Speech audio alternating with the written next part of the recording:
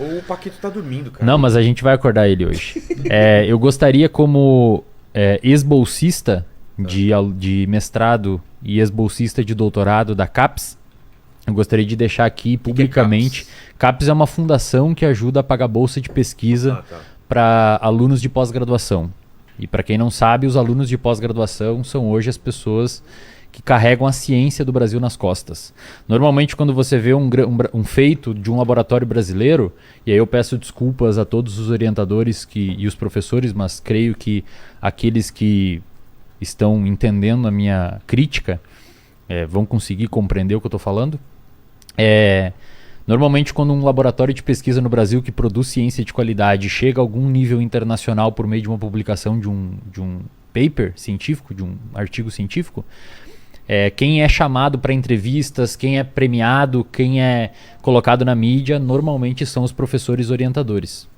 Só que quando você vai ver como que aquela pesquisa foi feita, como que aquela pesquisa foi desenvolvida, normalmente são os pós-graduandos. Então, os alunos de mestrado e os alunos de doutorado, e em menor instância, mas ainda assim útil e bastante relevante, os alunos de iniciação científica, são as pessoas que carregam a ciência do Brasil nas costas, e essas pessoas ganham uma bolsa que não sofre reajuste desde 2013, nem mesmo reajuste pela inflação. Caramba. Então, um bolsista de mestrado ganha R$ 1.500, um de doutorado ganha R$ 2.200, não pode trabalhar, não pode exercer outra atividade remunerada e é dedicação exclusiva 40 horas.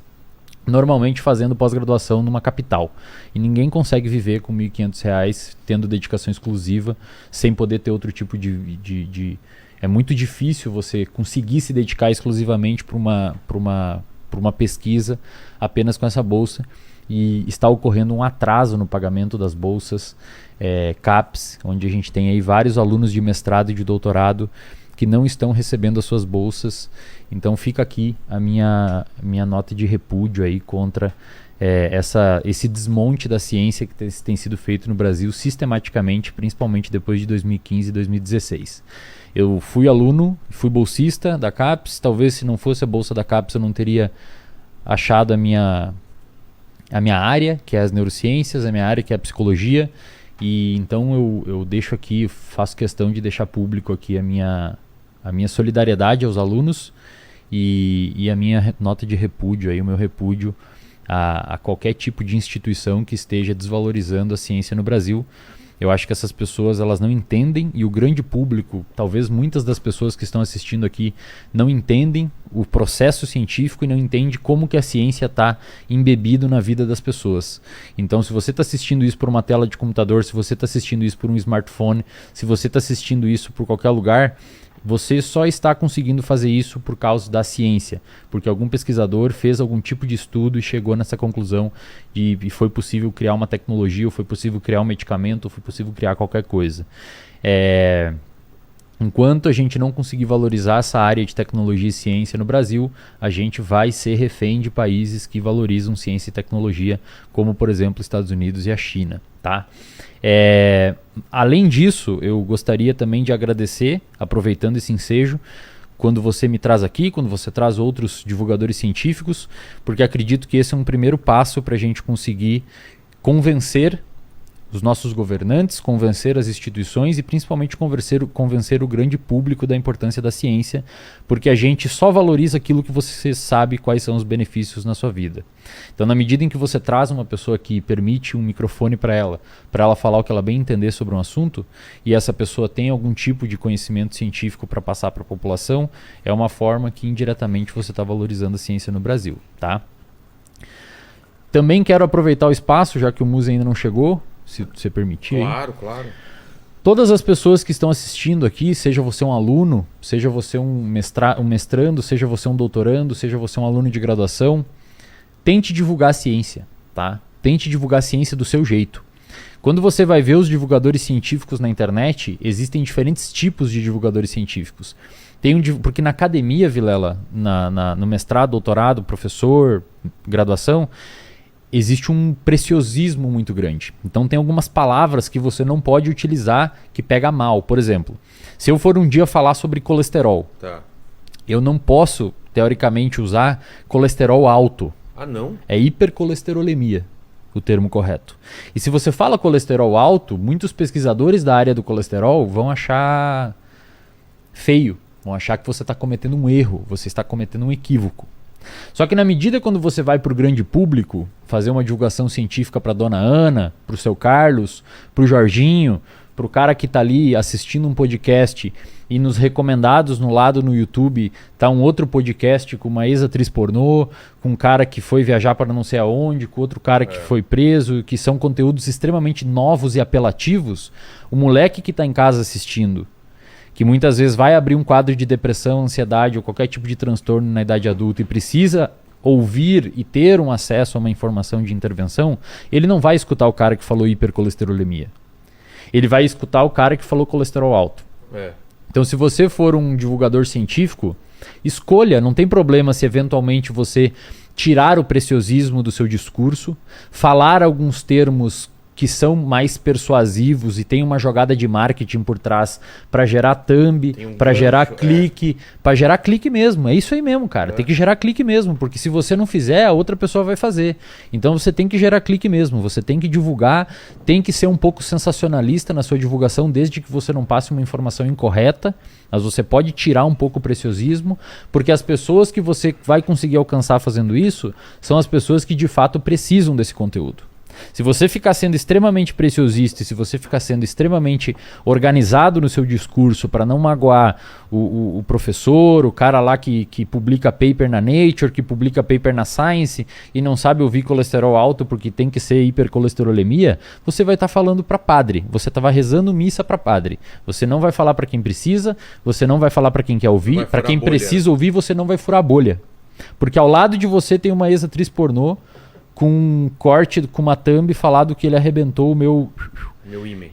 E aí você vai fazer o quê? Você vai falar hipercolesterolemia, você acha que o cara vai clicar onde? Você tem que acessar de algum jeito, cara. Eu nunca tinha escutado esse termo. Você tem que acessar o cara de algum jeito.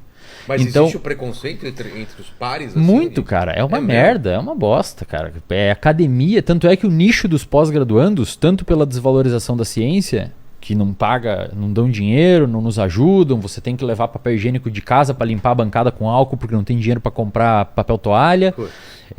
Tanto por esse tipo de desvalorização da ciência do Brasil, esse desmanche na ciência do Brasil, além do fato de ter uma briga de ego muito grande, cara. E o nicho de pós-graduandos, tal qual o nicho de alunos de medicina, são os nichos que mais deprimem, cara. É uma inundação de depressão, uma inundação de ansiedade. Aí você desenvolve sua pesquisa, dá errado, porque o freezer menos 80 que você tinha que congelar a amostra queimou e as suas amostras de cérebro que você congelou lá foram perdidas e você tem que rodar todo o experimento de novo. Cara, é complicado, assim. Os pós-graduandos no Brasil têm todo o meu respeito, tá? E eu sempre que uma pessoa me dá um microfone para falar, eu faço questão do meu jeito, de um jeito... Eu tenho uma técnica que eu uso quando eu vou em podcast, que é uma técnica ondulatória. Tem horas no podcast que eu falo um termo bem mais técnico e tem horas no podcast que eu falo uma coisa bem mais aberta. E isso tem uma estratégia por trás. A estratégia de conseguir chamar a atenção do público. Então, tem horas que eu vou pegar aquela pessoa com uma parada bem mais técnica e tem hora que eu vou pegar aquela pessoa com uma parada bem mais aberta. E o divulgador científico tem que fazer isso, cara. O divulgador científico não precisa ficar só no preciosismo, ele pode abrir um pouco o leque dele para conseguir atrair mais público e quando aquele público estiver perto, você esmiuça a informação e passa de uma forma bem precisa. Se a gente não fizer isso, a gente está jogando contra. Mas tanto o que você fala é verdade, que a gente vê alguns canais, o seu canal, os vídeos seus aqui explodiram, bateram mais de 1 milhão. Por causa disso, né, cara, as pessoas têm interesse. Elas só precisam claro que tem, cara. Elas não sabem que existe. Elas não sabem que existe. Se chega até elas ficam muito agradecidas. E, cara, tem uma galera na internet muito foda, velho. Uns professores, uns alunos, uns caras que produzem conteúdo. Só que ninguém vai escutar esse povo porque o título do vídeo dele no YouTube tá a influência da hipercolesterolemia nos fatores neurotróficos derivados do encéfalo em condições de doenças neurológicas. Quem é que vai clicar nisso, cara? Você pode falar a mesma coisa falando assim, colesterol alto pode alterar a chance de você ter Alzheimer. E aí você vai lá e explica por quê, porque muda algumas cascatas e tem alguns estudos que mostram associação, ninguém sabe se é causal, mas parece que pode aumentar a chance. E aí você pelo menos mostra para a pessoa que não é uma boa ideia ter colesterol alto. O problema é que muita gente fica com medo, aí tem gente que discute nos comentários falando, porra, isso daí tá errado, esse termo tá errado. Cara, enquanto isso acontecer no Brasil, vai continuar acontecendo isso que tá acontecendo. Bolsas sendo cortadas, cada vez mais pós-graduando e doutorando indo para fora do Brasil, e a gente vai ficar refém de países que produzem ciência. Mas isso que você alertou no começo do podcast... Eu só queria usar esse espaço para deixar claro a minha... Então, mas qual que é o caminho? É o governo? Cara, o caminho não é... O caminho é a educação, velho. Enquanto desde pequenininho... Não, mas esses reajustes, essas coisas... o governo tem que reajustar. Governo, né? Tem que ter verba para isso e priorizar isso. O problema é que não prioriza porque é um investimento a longo prazo. Você investe agora na ciência para colher o fruto daqui 20 anos, 30 anos. E é difícil você...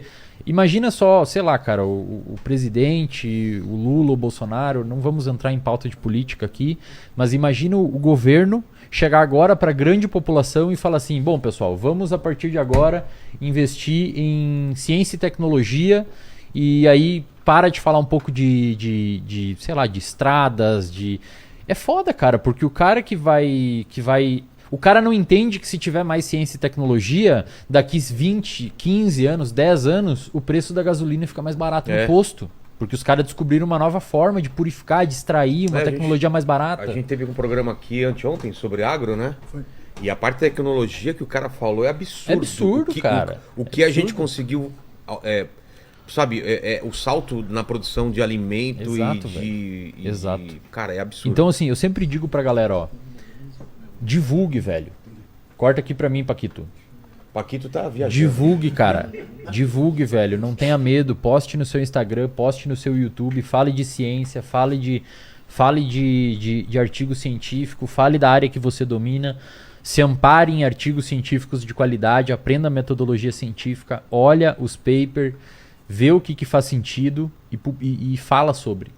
Não interessa se vão chamar de você de blogueiro na sala de aula, não interessa se o seu professor chato pra cacete vai encher seu saco, publica, cara. É isso que a gente precisa. A gente precisa de pessoas inteligentes que parem de se achar burras para que as pessoas burras parem de se achar inteligentes. Ó, que bonito isso daí, hein?